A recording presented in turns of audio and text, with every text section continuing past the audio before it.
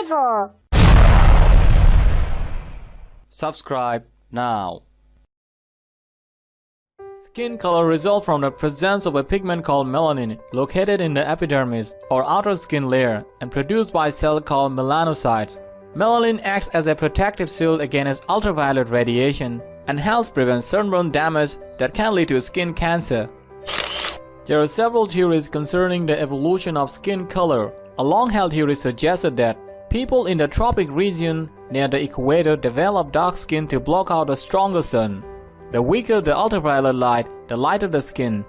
The greater levels of melanin in dark-skinned people would prevent them from overdosing on vitamin D, which can be toxic in high concentrations. However, critics of this theory say that it is impossible to overdose on natural levels of vitamin D.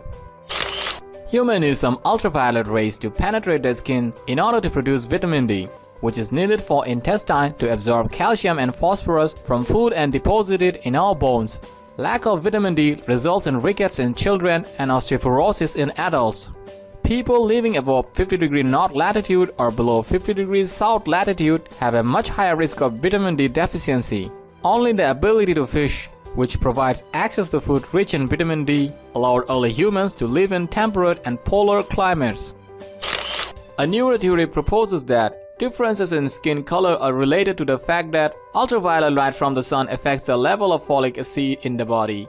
An hour of intense sunlight can cut a light-skinned person's folic acid level in half. People who live in the tropics develop dark skin to block out the sun and protect their folate reserves. People who live farther north or south evolved to have fairer skin so they could absorb more ultraviolet light from the sun and produce needed vitamin D. But they also need to get more of their folic acid from their diet. Fair-skinned people also have a higher risk of skin cancer. Low levels of folic acid are associated with neural tube defects. For this reason, women in the early stages of pregnancy should avoid tanning booths. Women of childbearing age should make sure to get enough folate in their diet even before they become pregnant. Some anthropologists believe that both theories may be correct. They believe people close to equator develop darker skin to block out the sun and protect their body's folic acid reserves. People closer to the polar reaches develop lighter skin to produce adequate amounts of vitamin D during the longer winter months.